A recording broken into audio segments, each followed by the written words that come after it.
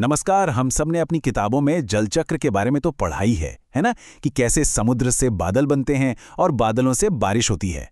पर एक बात बताइए, अगर ये सब इतना सीधा और सरल है तो फिर असल जिंदगी में पानी को लेकर इतनी मारामारी क्यों है? आज पानी रे पानी पाठ के जरिए हम इसी पहेली को सुलझाने की कोशिश करेंगे। चलिए शुरू करते हैं। तो सबसे पहले चलिए जरा अपनी याददाश्त ताज़ा करते हैं और उस कहानी पर नज़र डालते हैं जो हम सब अपनी किताबों में देखते आए हैं।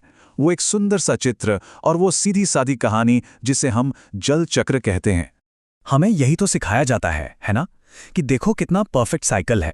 सूरज समुद्र के पानी को गर्म करता है, उससे भाप बनती है, वो भाप ऊपर जाके बादल बन जाती है, फिर बादल बारिश करते हैं और नदियों के जरिए पानी वापस समुद्र में चला जाता है।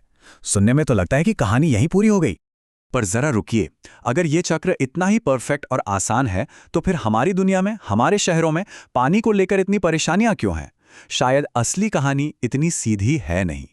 तो ठीक है, चलिए अब किताबों से बाहर निकलते हैं और अपने आसपास की दुनिया को देखते हैं। अपने घरों, गांवों और शहरों की हकीकत पर नजर डालते हैं। पानी की असली कहानी असल में यहीं से शुरू होती है।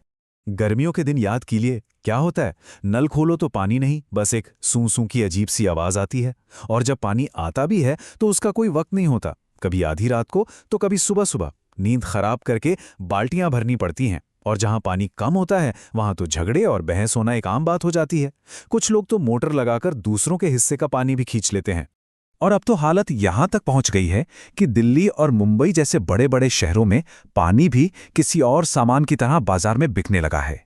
सोचिए, जो चीज सबकी बुनियादी जरूरत है वो अब एक बिकाऊ चीज बन गई है। और इस स्लाइड में देखिए सबसे बड़ा और अजीब विरोधाभास। एक तरफ गर्मियों का सूखा है, जहां एक एक बाल्टी पानी के लिए लड़ाई हो रही है, और दूसरी तरफ मॉनसून की विनाशकारी बाढ़ है, जिसमें लोगों के घर बार सब कुछ डूब जाता है। एक ही जगह पर ये दो बिल्कुल उल्टी तस्वीरें हमें क्यों देखने को मिलती हैं? इस अजीब पहेली को समझने के लिए हमें इस पाठ में दिए गए एक बहुत ही सरल लेकिन दमदार आइडिया को समझना होगा। तो चलिए थोड़ी देर के लिए इस जल चक्र को भूल जाते हैं और अपनी गुल्लक को याद करते हैं। जी हाँ, आपने सही सुना। हमारी ये जो धरती है ना, वो अपने आप में एक बहुत बड़ी गुल्लक है। मिट्टी से बनी एक विशाल गुल्लक, जिसका एक ही काम है सबसे कीमती खजाना यानी बारिश के पानी को सहेज कर रखना। तो सवाल है, ये गुल्लक काम कैसे करती है? देखिए, जब बारिश होती है तो पानी तालाबों और झीलों में जमा होता है। ये तालाब और झीलें ही वो छेद हैं जहां से पानी धीरे धीरे जमीन के अंदर रिसता है और नीचे छिपे हुए भूजल के खजाने को, हमारे ग्राउंड वाटर को भर देता है। और ये पंक्ति कितनी खूबसूरती से इस पूरी बात को समझाती है। बारिश का ये पानी पैसों से भी कहीं ज्यादा कीमती है, और इसे हमें अपनी इस धरती की गुल्लक में जमा कर लेना चाहिए। तो सवाल ये उठता है कि अगर हमारे पास इतना कमाल का नेचुरल सेविंग्स अकाउंट है, तो फिर हम पानी के इस संकट से क्यों जूझ रहे हैं? बस यहीं पर हमारी सबसे बड़ी गलती सामने आती है। तो फिर गड़बड़ कहाँ हुई? असल में हम इस छिपे हुए खजाने की अहमियत ही भूल गए, और इसकी वजह थी जमीन का लालच। और इस लालच में हमने क्या किया? हमने अपनी वो गुल्लक ही फोड़ दी। हमने तालाबों और झीलों को कचरे और मिट्टी से पाटकर समतल जमीन बना दी और उन पर घर और बाजार बना दिए। मतलब हमने वो सारे रास्ते ही बंद कर दिए जहां से ये कीमती पानी धरती की गुल्लक में जा सकता था।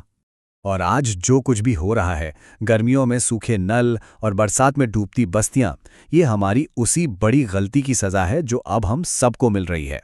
लेकिन अच्छी खबर यह है कि अभी भी देर नहीं हुई है। हम अपनी गलती को सुधारना शुरू कर सकते हैं और अपनी इस गुल्लक को फिर से भर सकते हैं। तो हमें क्या करना होगा? हमें जल चक्र को ठीक से समझना होगा। जब भी बरसात हो तो उसके पानी को यूं ही बह जाने देने के बजाय उसे थामना होगा, उसे बचाना होगा। अपने आसपास के तालाबों, झीलों और नदियों की अच्छे से देखभाल करनी होगी, ताकि हमारी ये गुल्लक फिर से भरने लगे। और सोचिए, अगर हम सब मिलकर ये कर पाए तो हमें जरूरत के वक्त पानी की कोई कमी नहीं आएगी। हमारे घरों, खेतों और पाठशालाओं सबके लिए पूरे साल भर पानी मौजूद होगा। तो अंत में बस ये एक शक्तिशाली विचार, ये एक चेतावनी भी है और एक अवसर भी। अगर हमने जल चक्र का ठीक से इस्तेमाल नहीं किया तो हम पानी के इस चक्र में बुरी तरह फंसते चले जाएंगे। इस पर सोचने की जरूरत है ना?